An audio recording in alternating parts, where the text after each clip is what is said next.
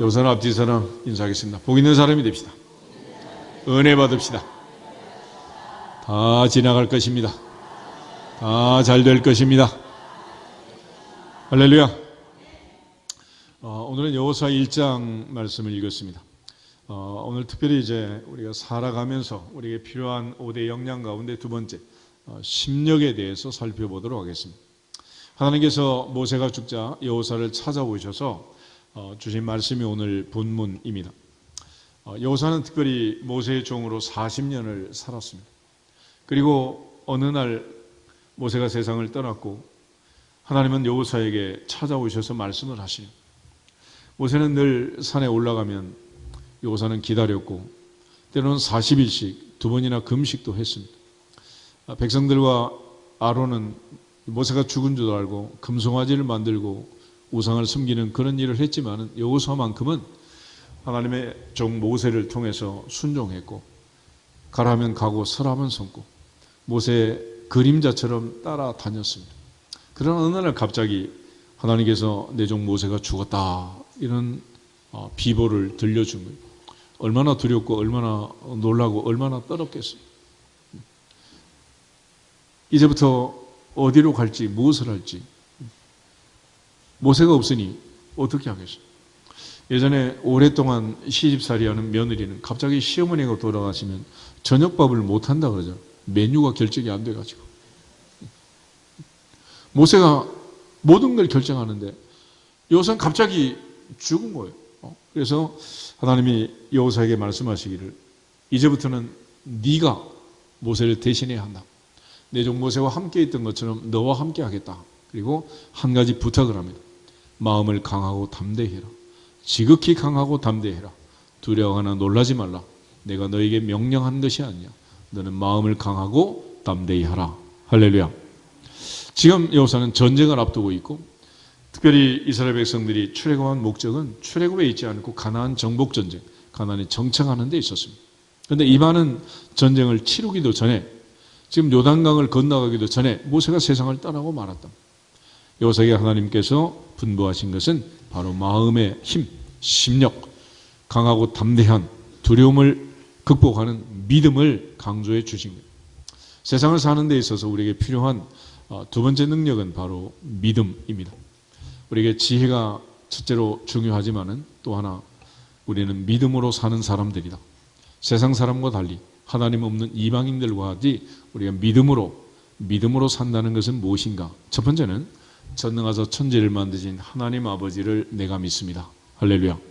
하나님을 믿는 거예요. 하나님 아버지를 믿고 그의 전능하심을 믿는 것입니다. 두 번째는 하나님께서 우리에게 약속하신 말씀, 그 말씀을 믿는 거예요. 말씀. 오늘 여호수아를 찾아오셔서 하나님께서 모세가 죽었다. 이제 내가 너와 함께 하겠다.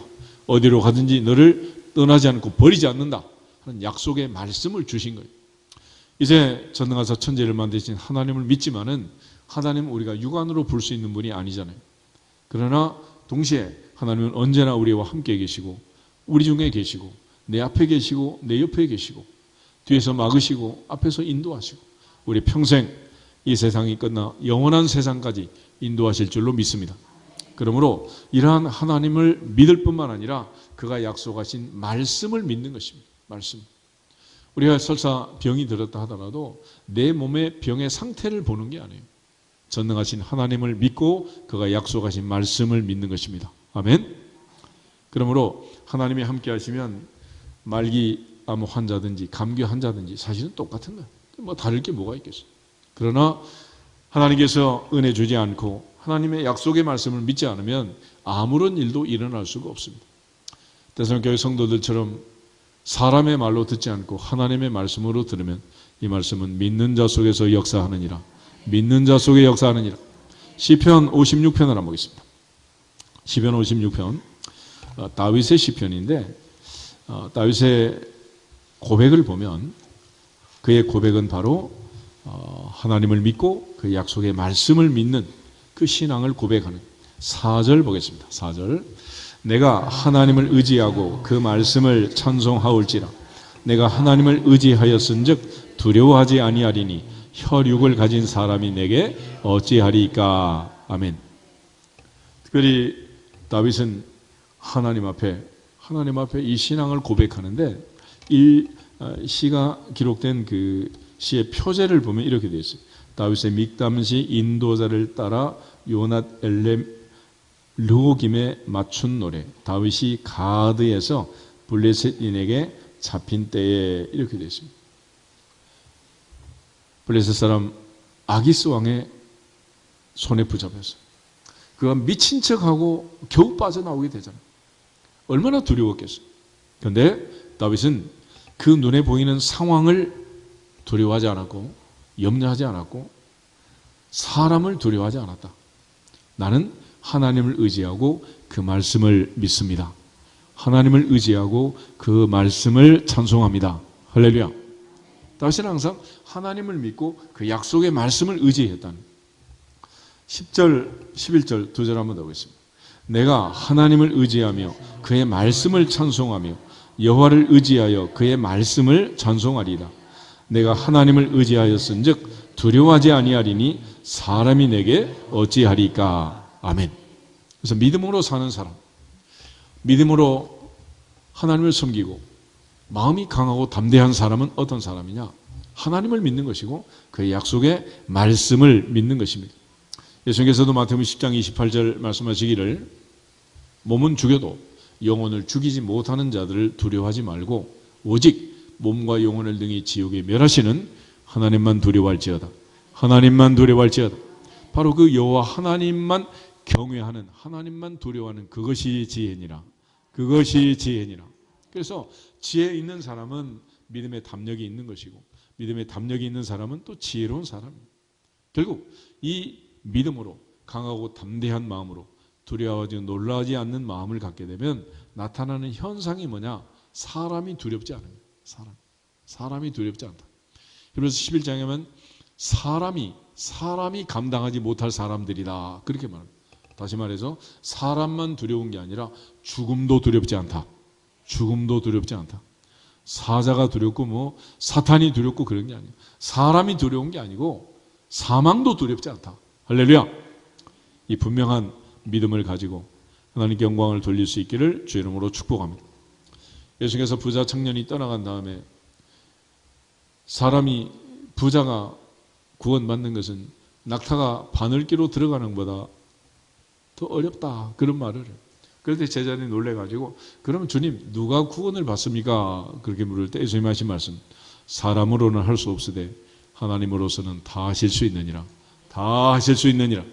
그러므로 전능하신 하나님을 믿고 다 하실 수 있는 하나님께 맡기면 죽은 자도 살리시고 천지를 창조하시는 하나님께서 에스겔 골짜기의 마른 뼈도 큰 군대로 세우신 것처럼 모든 질병과 병마에서 벗어나게 하시고 환난과 고통이 넘어가게 하시고 인생의 홍해바다가 갈라지게 하시고 모든 고난이 지나갈 수 있도록 복 주실 줄로 믿습니다.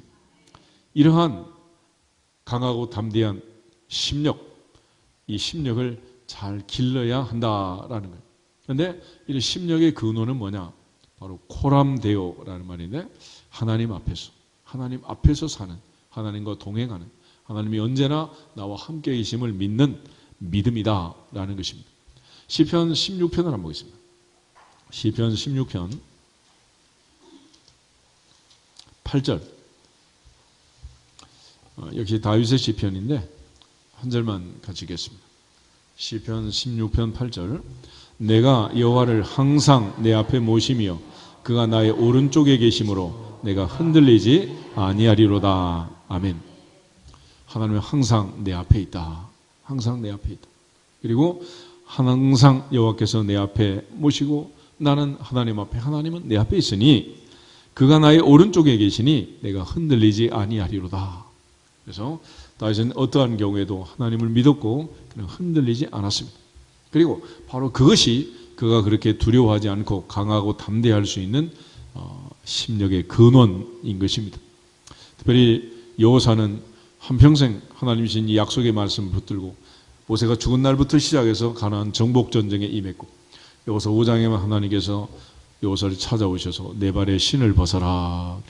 모세의 신발을 벗겼던 그 하나님 다시 오셔서 내 발에 신을 벗어라. 오늘부터는 네 마음대로 다니는 게 아니고 내가 인도하는 대로 따라올지어다. 이 바로 예수님께서 하나님이 모세를 인도한 것처럼 여호수아에게 주신 말씀이에요. 그러므로 이제 하나님 앞에 있는 거죠. 하나님 앞에. 그래서 내 마음대로 사는 삶이 아니라 코람데오, 하나님 앞에서의 삶이다. 이 라틴어 코람데오라는 말은 하나님 앞에라는 말인데, 종교개혁자 요한 칼빈이 그의 인생을 살면서 주제로 삼았던 그런 말입니다. 내 삶은 하나님 앞에서의 삶이다. 하나님 앞에서. 그래서 어떤 신부님은 눈동자 큰 거를 액자에 걸어놨다 그러잖아요. 하나님의 눈. 우리 앞에는 뭐가 있어요? 거울. 그래서 하나님의 말씀을 거울이라는 거울. 그래서 우리는 말씀 앞에 있는 것이고 하나님 앞에 있느니라. 할렐루야. 이처럼 다윗은 신전 의식을 가지고 하나님 앞에 살았습니다. 아브라함 99세 때 하나님이 찾아오시는데, 창세기 17장 1절 한번 찾아보시죠. 16장을 보면 이제 아브라함 86세에 이스마엘을 낳고 13년 동안 하나님께서 단절합니다. 단절. 그야말로 아브라함과 관계를 단절하고 아브라함과 얘기도 하지 않아요. 그림자도 나타나지 않습니다. 그런데 13년 만에 하나님이 찾아오셔서 아브라함에게 말씀을 주세요. 1절 보겠습니다. 아브라함이 99세 때 여호와께서 아브라함에게 나타나서 그에게 이르시되 나는 전능한 하나님이라 너는 내 앞에서 행하여 완전하라. 아멘. 아브라함은 믿음의 조상 그러잖아요. 믿음의 조상 아브라함에게 필요한 가장 중요한 명제가 뭐냐? 첫째로 중요한 것은 나는 전능한 하나님이다. 전능한 하나님이다. 그래서 오늘날도 우리가 전능하사 천지를 만드신 하나님 아버지를 내가 믿습니다. 내가 믿습니다. 내가 믿습니다. 하나님의 전능하심을 믿지 않고 하나님께서 인간처럼 연약하다고 생각하면 안 되는 거죠. 내가 할 수 없으니 하나님도 할 수 없을 줄로 알고, 인간에게 방법이 없으니 하나님께도 방법이 없을 것이다. 그렇게 생각하면 안 된다는 거예요. 사람은 할 수 없으되 하나님으로서는 다 하실 수 있느니라. 다 하실 수 있느니라. 그 전능하신 하나님을 믿고 전능하신 하나님을 의지하고 사는 것, 그것이 믿음이니라. 그것이 담력이니라. 그것이 심력이니라. 우리 마음에 주님이 계시님을 믿고 믿으라는 거예요.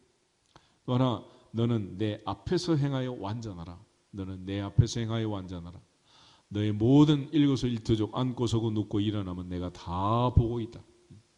광야에서 이스라엘 백성들이 원망할 때 너희 말이 내 귀에 들린 대로 행하리라. 오직 여호수아와 갈렙과 여호수아만은 예외다라고 말씀하신 것처럼 그들은 하나님을 믿고 하나님의 약속의 말씀을 믿었기 때문에 믿음으로 승리하게 된 거예요.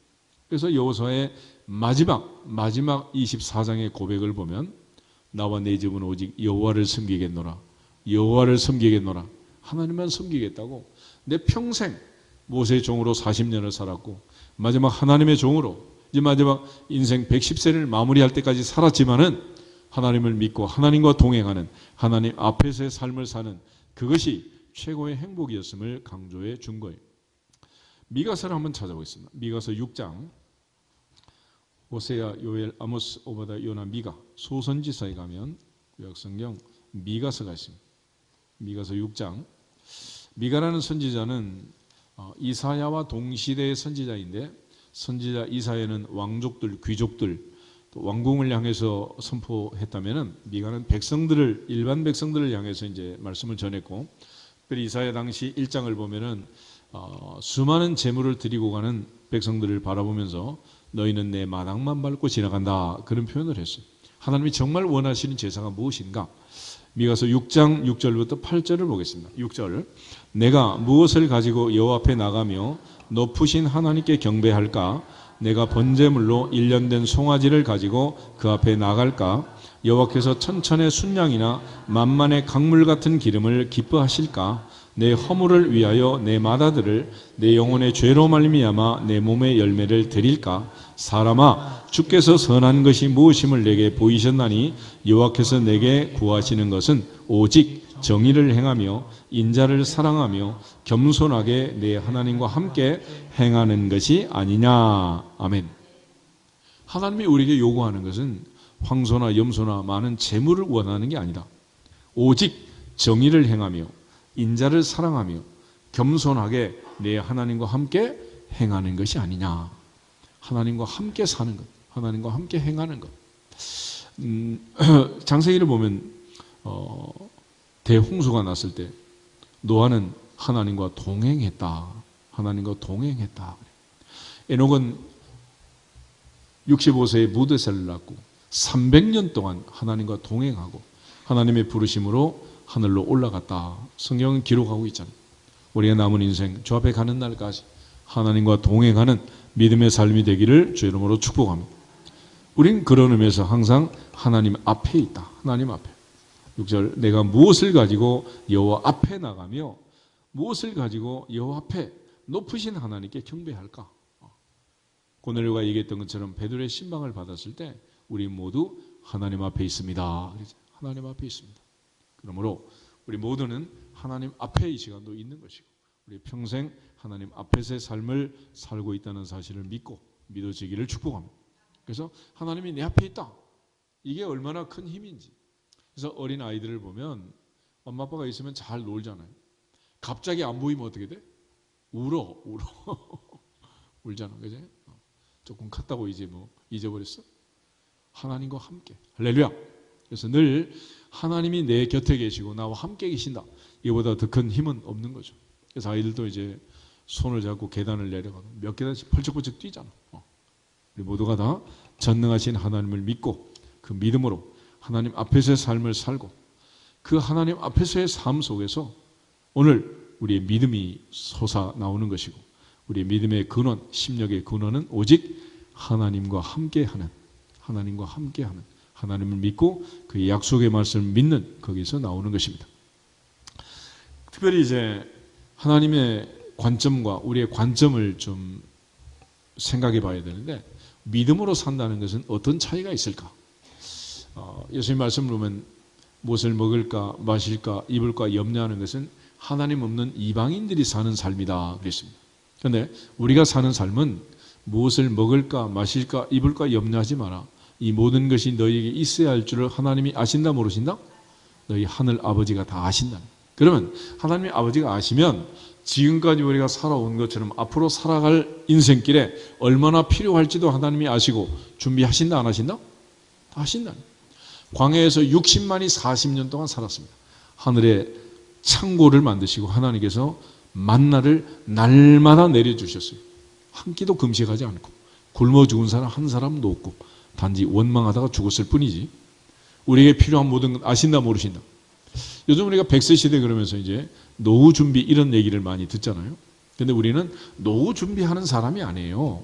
사후 세계, 영원한 세계를 준비할지어다.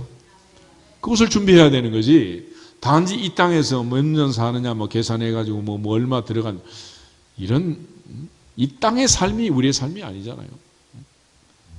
하나님께서 이스라엘 백성들에게 가나안 땅을 주신 것은 광야가 아니라 가나안 땅을 주신 것은 가나안의 안식을 상징적으로 주신 건데 히브리서 4장이 말한 것처럼 만약 여호수아가 가나안 땅에 들어가서 영원한 안식을 누렸다면 우리에게 무슨 또 다른 안식이 필요하겠느냐? 우리에게 필요한 것은 하늘의 안식이다. 영원한 안식이다. 천국의 안식이다. 그래서 그 천국의 시민권자로 미래를 영원한 미래를 준비하라는 거예요. 그런 측면에서 이사야 55장을 한번 찾아보겠습니다. 이사야 55장을 보면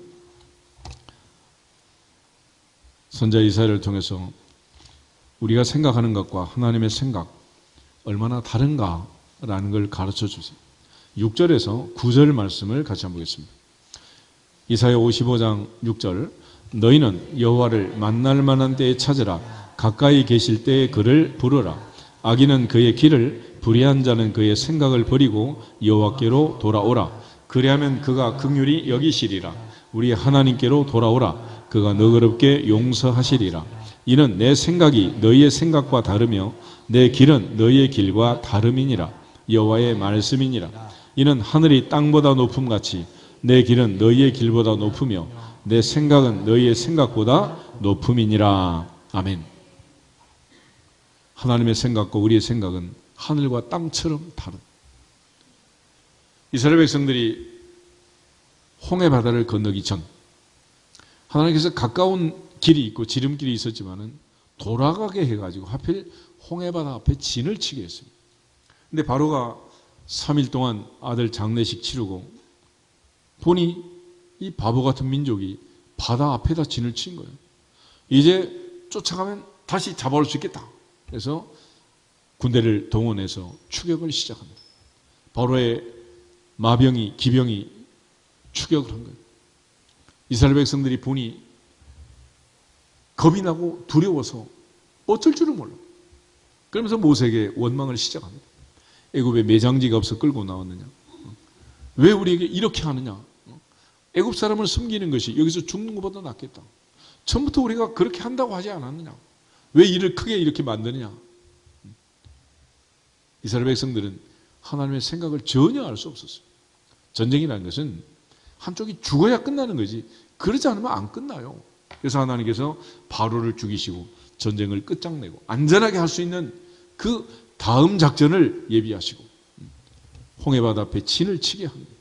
그런데 백성들이 너무 원망하니까 모세도 막 부르짖고 그러잖아요. 그때 하나님께서 모세에게 너는 어찌하여 내게 부르짖느냐?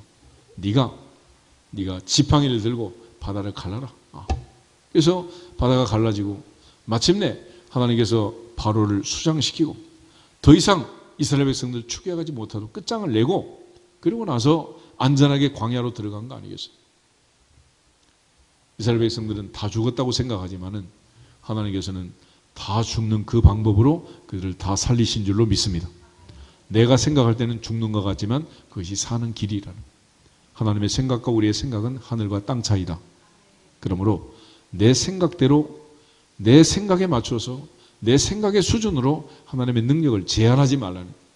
우린 늘 그렇게 살다 보니까 항상 어긋장이 나는 거죠. 에덴 동산에서부터 선악과 먹으면 얼마나 좋을 줄 알고 그걸 먹냔 말이에요. 그런데 어리석게도 그 유혹의 미혹의 선악과를 먹고 이 고생을 하고 사는 거예요.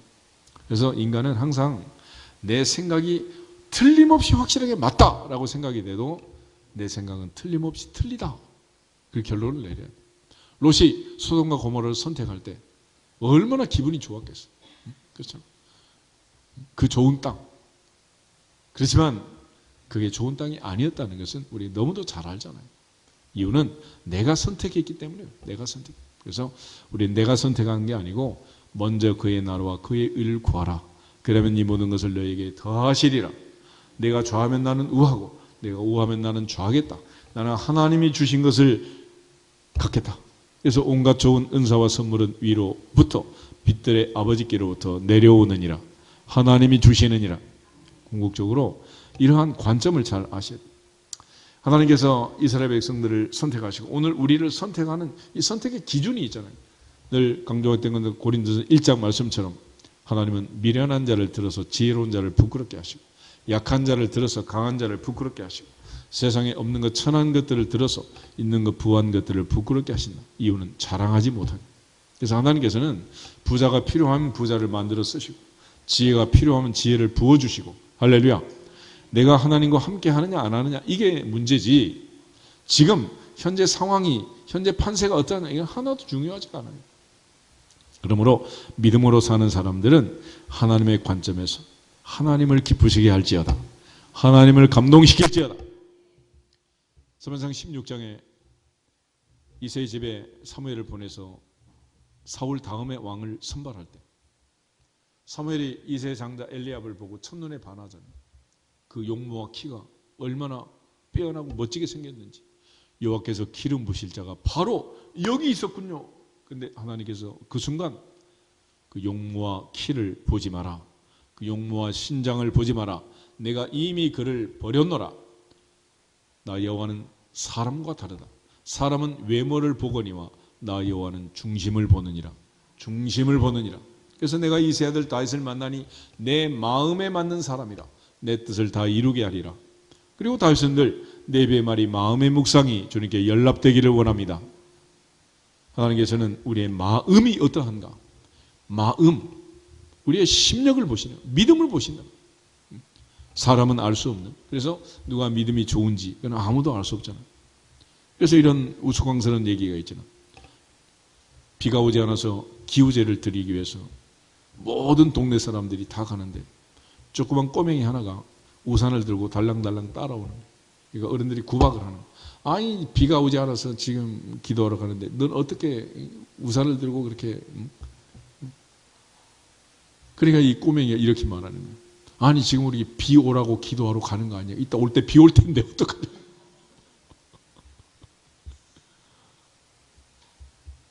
오늘은 뭘 가지고 오셨나요? 어떤 우산을 가지고 오셨나요? 어떤 보자기를 가지고 오셨나요? 예배 전과 후가 달라야 되지 않겠어요? 그러니까 우리가 이상한 사람들인 거야. 밖에 있는 사람은 전부 다 우리가 기도하고 예배 드리고 나면 엄청난 일이 일어날 걸로 알고 믿지 않는 남편은 빨리 가서 예배 드리고 오라 그러는데 예배 드리고 오는 나는 그냥 뭐 무슨 일이 있겠어. 아무 일도 안 일어날 줄 믿습니다. 그러니까 잠을 자는 거지 졸리는 거지. 하늘이 열리고 막 천지가 개벽하는 이 시간에 잠이 올 수가 있겠어요? 이게.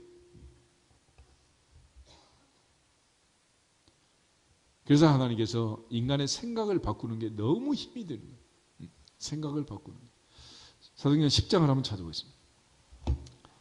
오늘 우리가 하나님의 자녀가 될 수 있었던 예수 믿고 그리스도인으로 살 수 있게 된 중요한 깨달음이 하나 있어요. 그게 뭐냐면 베드로의 깨달음인데 베드로가 고넬료 집에 신방 가서 이렇게 따지듯이 물어요. 28절, 29절 두 절 한번 보겠습니다. 이르되 유대인으로서 이방인과 교제하며 가까이 하는 것이 위법인 줄은 너희도 알거니와 하나님께서 내게 지시하사 아무도 속되다 하거나 깨끗하지 않다 하지 말라 하시기로 부름을 사양하지 아니하고 왔노라. 묻노니 무슨 일로 나를 불렀느냐. 아멘. 베드로는 지금 이방인과 유대인이 교제하는 것은 뭐라고? 위법, 불법, 법으로 안 된다는 거예요. 베드로의 이 생각이 2000년 전이나 지금이나 똑같다면 우리는 구원 받았겠어요? 못 받았겠어요? 그건 받을 수가 없는 거죠. 베드로는 지금 고넬료가 베드로가 필요해서 지금 부른 줄 알지만은 하나님 반대로 베드로의 생각을 바꾸기 위해서 고넬료 집에 보낸 거예요. 지금 고넬료가 자기가 기도하고 천사의 지시를 받아서 베드로를 요청하게 된 그 과정을 설명하면서 33절부터 35절 한번 보겠습니다. 내가 곧 당신에게 사람을 보내었는데 오셨으니 잘하였나이다. 이제 우리는 주께서 당신에게 명하신 모든 것을 듣고자 하여 다 하나님 앞에 있나이다. 베드로가 입을 열어 말하되 내가 참으로 하나님은 사람의 외모를 보지 아니하시고 각 나라 중 하나님을 경외하며 의를 행하는 사람은 다 받으시는 줄 깨달았도다. 깨달았도다. 이 베드로의 깨달음이 이방 선교의 문을 연 거예요. 바울은 이방인의 사도가 되어서 이방 선교에 전심전력을 다했다면 그 문은 바울이 연 게 아니고 베드로를 통해서 열어주신 거예요. 베드로가 오순절을 주도했고 초대교를 주도했고 베드로가 모든 일을 결정한 거 아니겠어요? 아무리 바울이 열려고 해도 베드로가 이 생각을 바꾸지 않고 이방인에게 선교하는 불법이다 이렇게 말하면 되겠어요? 바울이 이방 선교를 할 때도 여전히 할례 받아야 된다. 모세율법 지켜야 된다. 이래가지고 예루살렘 공회가 열리잖아요. 베드로가 또 이방인과 식사 한번 한 거 그걸 가지고 또 트집을 잡아가지고 문제가 되잖아요. 만약 이러한 베드로의 깨달음이 없었다면 우린 여전히 이방인으로 하나님 없는 백성으로 그냥 살고 마는 거예요. 그러나 하나님께서 그 베드로의 생각을 관점을 바꿔서 믿음으로 오늘 우리 모두가 하나님의 자녀 될 수 있는 전도의 문을 선교의 문을 열어주신 줄 믿습니다. 야고보서 2장 한번 찾아보세요. 야고보서 2장을 보면 예루살렘 교회를 목회했던 목회자 예수님의 동생 야고보가 안내위원들에게 주신 말씀이 있어요. 보통 이제 2000년 전에도 부자와 가난한 사람, 돈 있는 사람, 허름하고 남나은 옷을 입는 사람, 금가락지 차고 많은 금은 보석을 장식하고 오는 사람, 또 가난한 이런 사람들 그 안내할 때 차별할 수밖에 없지 않겠어요? 사람이다 보니. 그런데 분명하게 얘기를 하는 거예요. 1절 한 절만 보겠습니다. 내 형제들아 영광의 주 곧 우리 주 예수 그리스도에 대한 믿음을 너희가 가졌으니 사람을 차별하여 대하지 말라. 아멘. 우리 주 예수 그리스도를 믿는다면 전능하사 천지를 만드신 하나님 아버지를 믿는다면 외모를 보고 판단하면 된다 안 된다? 안 된다 그러잖아. 예전에 어떤 글을 보니까 이런 글이 있더라고. 외제차 파는 그 가게에서 요즘처럼 이제 비가 부슬부슬 내리고 퇴근때가 다 됐는데 남노하게 옷을 입은 한 사람이 들어와가지고 자꾸 묻는 거야. 시간 지금 뭐 문 닫아야 되는데. 그러니까 대충 듬성듬성 답을 이렇게 한 거지. 근데 나중에 봤더니 이 사람이 옆에 가서 외제차 3대를 샀다는 거 아니에요? 사람을 그렇게 외모로 보고 판단하지 말아요. 진짜 부자는 부자처럼 그렇게 안 다닌대요. 그렇게 막 비싼 옷, 비싼 보석을 치장하고 안 다닌대. 우리처럼 부자 아닌 사람들이 부자처럼 보이려고 막 갖다 붙이고 막 이러는 거지.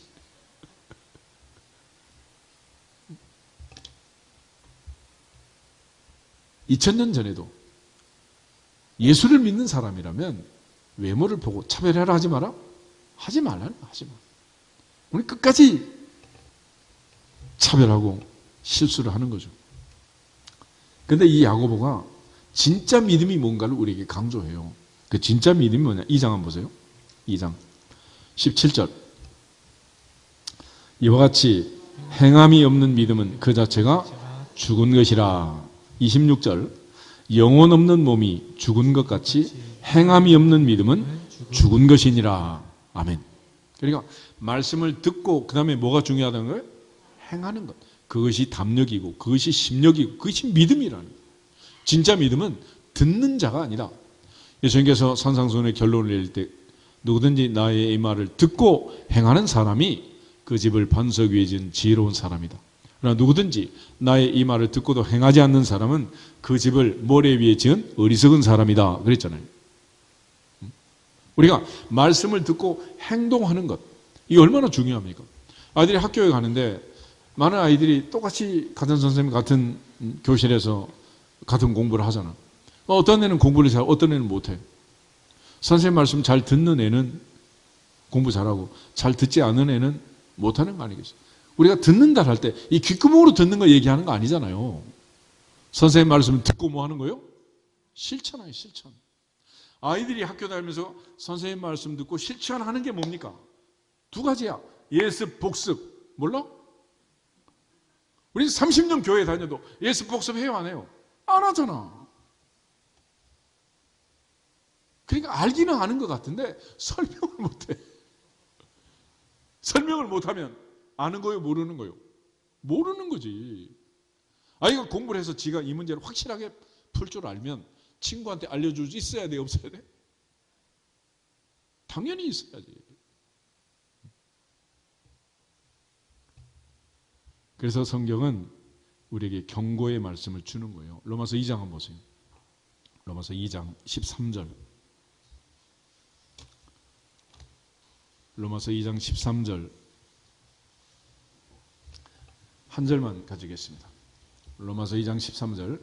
하나님 앞에서는 율법을 듣는 자가 의인이 아니요 오직 율법을 행하는 자라야 의롭다 하심을 얻으리니. 아멘. 요즘 뭐 좋은 세상이 돼가지고 유튜브 들어가면 목사님 설교 다 저장돼 있잖아. 예습 복습 해야 안 해? 절대로 안 하잖아. 다 안다고. 길다 짧다 그거밖에 몰라. 그렇게 가면 무슨 의미가 있겠어요? 이게. 하나님 앞에서 우리 모두가 다 말씀을 듣고 행동하는 진짜 믿음의 사람이 되기를 축복합니다. 행동하는 믿음, 생동하는 믿음, 살아있는 믿음.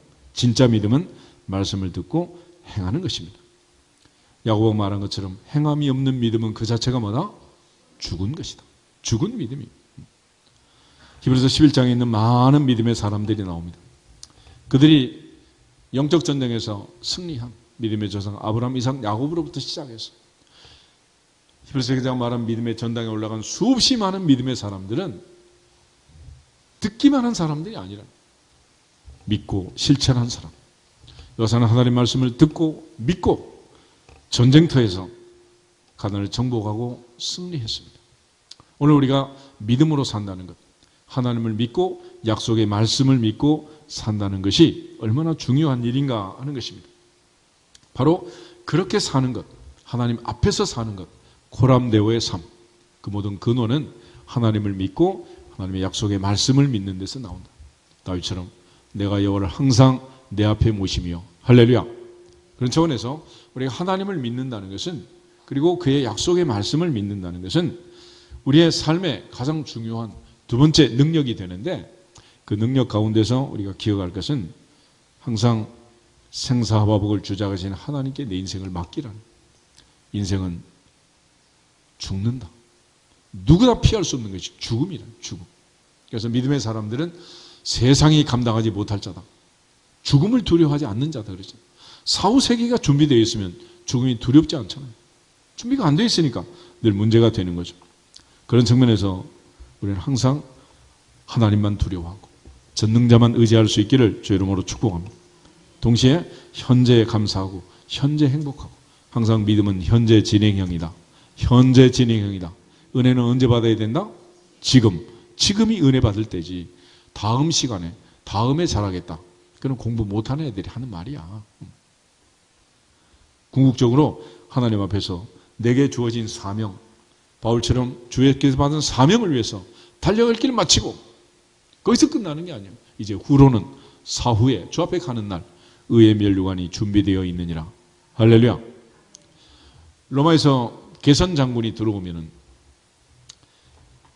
많은 사람들이 환호하고 환영을 합니다. 그런데 그 뒤에 또 외치는 말이 있어요.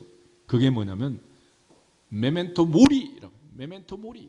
이게 뭐냐? 죽음을 기억하라. 그래. 죽음을 기억하라. 오늘은 네가 개선 장군이 되어 승자가 되어 들어오지만 너에게도 뭐가 있다? 죽음이 있다. 그러므로 개선 장군처럼 교만하고 말을 타고 많은 사람의 환호 속에 하늘로 올라갈 것 같지만 인간은 죽을 수밖에 없는 연약한 존재다. 그러므로 겸손할지어다. 겸손할지어다. 이것이 바로 우리가 하나님 앞에서 사는 삶의 중요한 명제가 되는 거예요. 예전에 그 골든벨 이런 게 골든벨 50번째 문제는 골든벨 그지? 그때 마지막 문제가 바로 이 문제였어요. 로마의 개선 장군이 들어올 때 그 뒤에 외치는 말이 있다. 뭐냐? 모든 사람이 침묵할 때 메멘토 모리.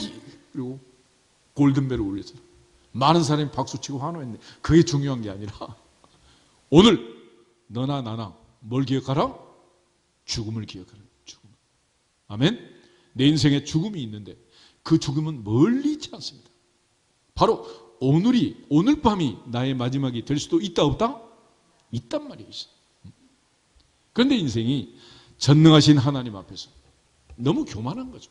그래서 하나님께서는 교만한 자는 물리치고 겸손한 자에게 은혜를 주시느니라. 할렐루야.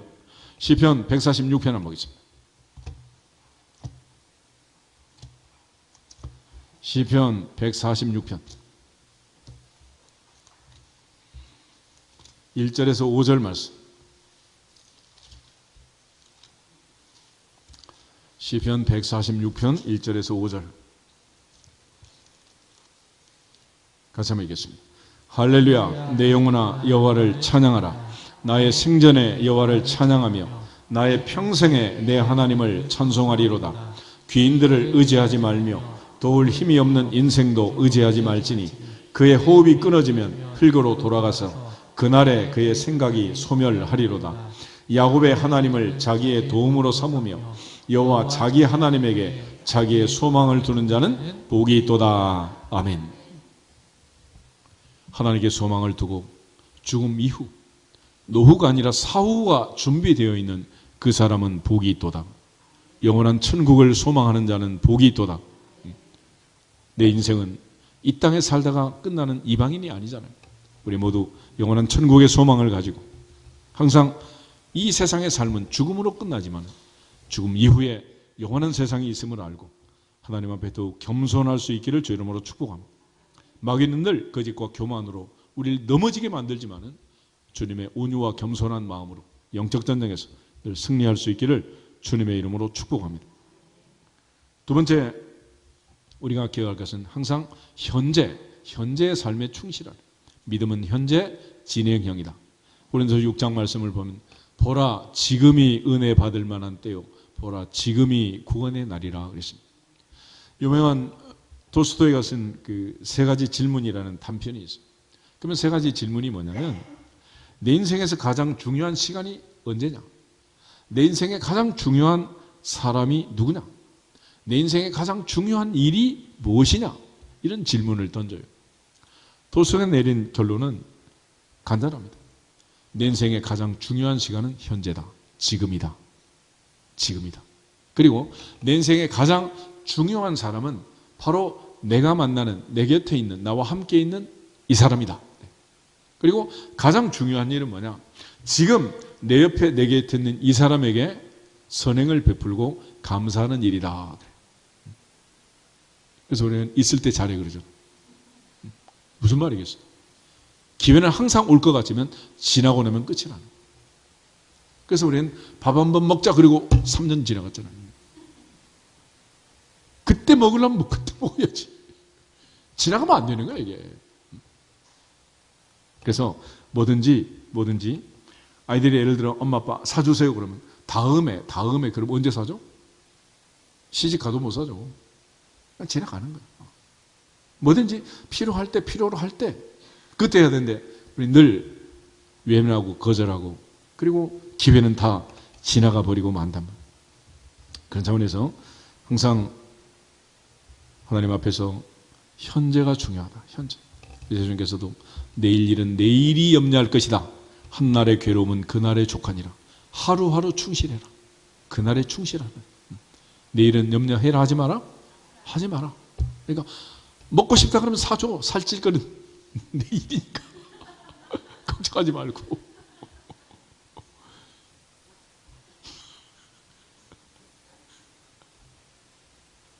그러다가 못 먹고 돌아가신 그런 분들이 얼마나 많아요. 그러니까 어떤 연예인도 나와서 뭐 TV 보니까 아버지가 음식이 먹고 싶다 그러는데 그거 말고 다른 걸 우겨가지고 먹었는데 그리고 아버지가 돌아가셨다. 지금도 가슴이 아프대. 지금도. 도스토옙은 이런 얘기였어요. 아주 멋진 가방을 가지고 이제 중요한 문건을 넣어가지고 이제 여행을 하는데 어느 집에 가서 하루 저녁 자게 됐어. 근데 그 집 아이가 그걸 보고서 달라 그러는 거야, 가방. 그러니까 내가 이 가방에 중요한 서류가 있으니까 내 여행을 마치고 돌아오면서 너에게 주겠다. 그런데 여행을 돌아오니까 얘가 죽었더래. 어느 교목실에서 일하는 일을 내가 읽은 적이 있는데 학생 하나가 저녁에 이제 퇴근 시간이 다 됐는데 급하게 교목실 문을 두드린 거예요. 근데 이 목사님이 급한 약속이 돼 있어가지고 오늘은 내가 지금 너무 급한 약속이 있으니까 내일 오면 안 되겠니? 그랬어요. 그러면 이제 약속 현장 갔는데 이 아이는 너무 인생이 힘들고 괴로워가지고 극단적 선택을 하려고 마음을 먹고 마지막 한 번 더 목사님을 만나보자 라고 생각하고 왔는데 내일 보자 그런 거예요. 그 상황은 끝났어. 지금 이 시간 안 해주면 다시 할 수 있다 없다? 없는 거예요. 오늘 은혜 못 받으면 다음에 받으면 되지 라고 생각할지 모르지만 오늘 받은 은혜는 오늘로 끝나는 거지. 없는 거예요. 그런 차원에서 항상 인간은 현재가 중요하고 현재가 모여서 역사가 되고 현재 어떻게 하느냐에 따라 미래가 결정이 되는 거예요. 그게 바로 까르페 디엠이래. 까르페 디엠. 현재 충실해라. 그래서 바울은 늘 주에서 받은 사명, 은혜의 복음을 증거하는 일을 마치려 하면 생명도 귀하게 여기지 않는다. 일사각오로 내게 주어진 삶에 최선을 다한 거 아니겠습니까? 우리말에도 화무시비롱 이런 말도 있잖아요. 아무리 멋진 꽃도 열흘 이상 가지 않는다. 보라 지금이 은혜 받을 만때요. 지금이 구원의 날이다. 할렐루야. 그래서 음식을 맛있게 먹으려면 언제 먹어야 돼? 오늘. 뭐든지 오늘이야. 오늘 놓쳐버리면 지나가는 거죠. 그리고 세 번째는 어느 가수가 불러가지고 유명한 노래가 있는 아모르 파티라는, 아모르 파티. 그 파티는 우리가 말하는 페스티벌 파티 이게 아니고, 라틴어로 아모르라는 말은 사랑이란 뜻이고, 파티라는 운명을, 운명. 내 운명, 내 인생, 내게 주어진 삶. 그러니까 운명이라는 것은 내가 결정하지 않고 내게 주어진 모든 것은 운명이라고 하는 거예요. 내가 피부 색깔 내가 선택했어요? 내게 주어진 거예요? 엄마 아빠 선택한 거야? 주어진 거야? 주어졌잖아. 내가 이 땅에 태어나고 싶어서 태어난 거 아니잖아. 태어나 보니 한반도에 이렇게 태어난 거 아니겠어? 이런 걸 운명이라고, 운명. 인도 불교, 힌두 이런 데 까르마, 업보 뭐 이런 말을 쓰잖아요. 그럼 우리는 그 운명이라는 말 대신에 사명이라고, 사명. 인간은 이 땅에 태어날 때 국민교육헌장이죠. 우린 이 땅에 뭘 가지고 태어났다? 잊어버렸어. 역사적 사명을 가지고, 사명. 그 사명을 위해서 존재하는 거예요. 사명을 위해서. 그래서 모세는 죽는 날까지 사명을 다하고 간 거예요.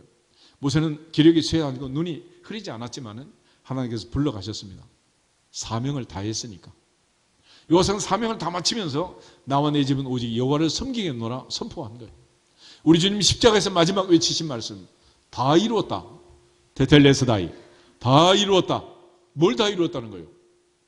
하나님이 맡기신 사명, 사명을 다. 그래서 바울도 그 사명을 위해서 주 예수께 받은 사명, 곧 은혜의 복음을 전가는 마치기까지 생명을 귀하게 여기지 않고 로마를 보아야 하리라. 서반으로 가야 한다. 땅끝까지 복음을 전하기 위해서 그는 이방인의 사도로서의 사명을 위해서 다 산 거예요. 그런 측면에서 전도서를 보면 솔로몬이 얼마나 지혜로운 사람인가라는 걸 알 수 있어요. 솔로몬의 전도서 1장 한번 찾아보시죠. 전도서를 보면 전도서의 시작은 헛되고 헛되다라는 허무함으로 시작을 해요.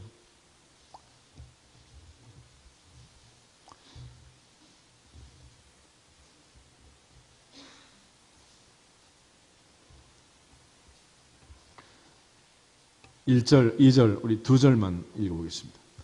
다윗의 아들 예루살렘 왕 전도자의 말씀이라. 전도자가 이르되 헛되고 헛되며 헛되고 헛되니 모든 것이 헛되도다. 아멘. 솔로몬은 이 전제를 가지고 모든 세상 만물을 살피기 시작합니다. 왕이 되어서 천하를 호령해도 그것도 역시 헛된 일이다. 내 다음에 오는 자가 지혜자일지 우매자일지 알 수 없고, 아무리 부자가 되어서 많은 재물을 쌓고 물려서도 그것도 헛되다. 많은 처첩을 거느리고 살아봐도 그것도 헛된 일이고, 세상의 부귀영화를 다 누려도 헛되다. 어떤 사람처럼 부동산 동산을 많이 사가지고 동산을 가꾸고 과수원을 만들고 연못을 파고 보트를 띄우고 집안에 수영장을 만들고 옛날 왕들처럼 정승들처럼 99칸 집을 짓고 999칸 집을 짓는다 하더라도 그것도 다 헛된 일이에요. 그래서 이 허망한 세상에서 의미 있게 그나마 보람 있게 사는 일이 뭐냐? 날마다 주어진 현실에 감사하고 주어진 현실을 행복하게 누려라. 이거. 전도서 9장 한번 보실까요? 전도서 9장. 전도서 9장 7절에서 9절을 보겠습니다. 전도서 9장 7절. 너는 가서 기쁨으로 내 음식물을 먹고 즐거운 마음으로 내 포도주를 마실지어다. 이는 하나님이 내가 하는 일들을 벌써 기쁘게 받으셨음이니라. 내 의복을 항상 희게 하며 내 머리에 향기름을 그치지 아니하도록 할지어다. 내 헛된 평생의 모든 날, 곧 하나님이 헤아려서 내게 주신 모든 헛된 날에 내가 사랑하는 아내와 함께 즐겁게 살지어다. 그것이 내가 평생에 헤아려서 수고하고 얻은 내 몫이니라. 아멘.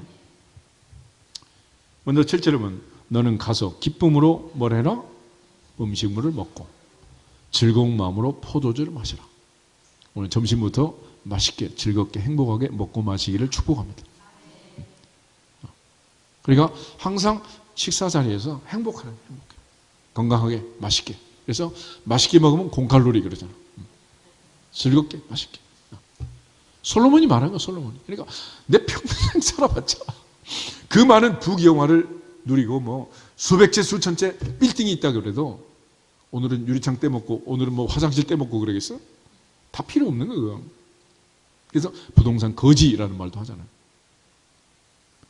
결국 먹는 거는 음식점에 들어가서 단돈 얼마 주고 먹는 그 음식 아니야. 결국 선진국이 된다는 것은 부자나 가난한 사람이나 왕이나 천민이나 먹고 사는 게 평준화되는 거예요.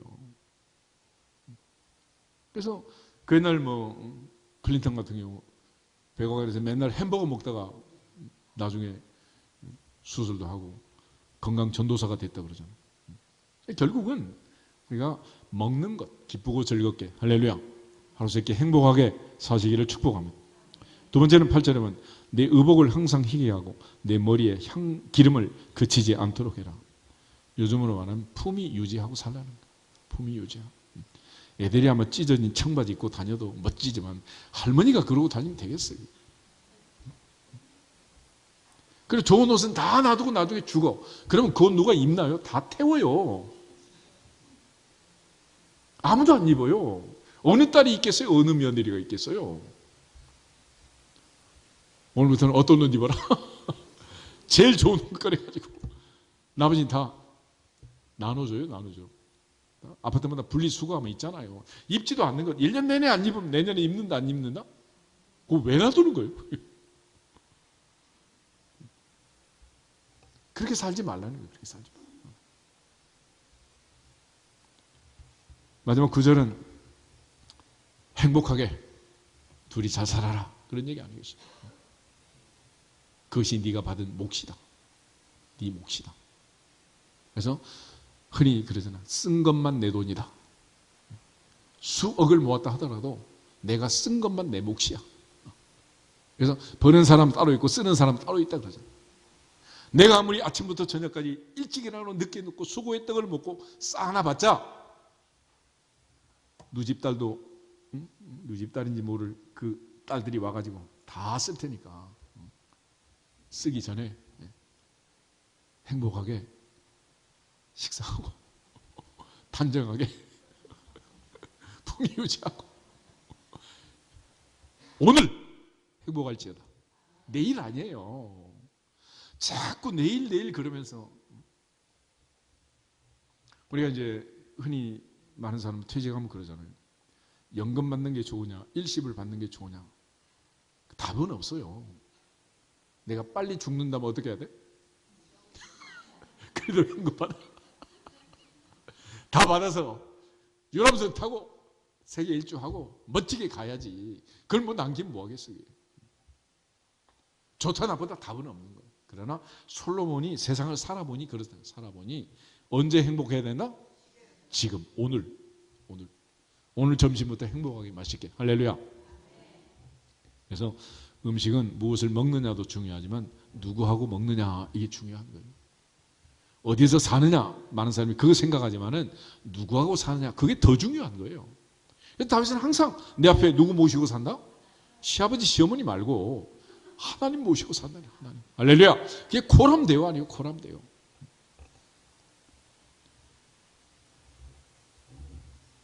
그래서 내가 태어날 때 울면서 태어날 때 많은 사람이 기뻐했잖아. 그러나 이제 반대로 내가 세상을 떠날 때 모든 사람이 슬퍼 울더라도 나는 기쁘게 떠나가자. 할렐루야. 그렇게 하기 위해서 고대 지혜로운 자들은 메멘토 모리, 까르페 디엠, 아모르 파티 이걸 외친 거야.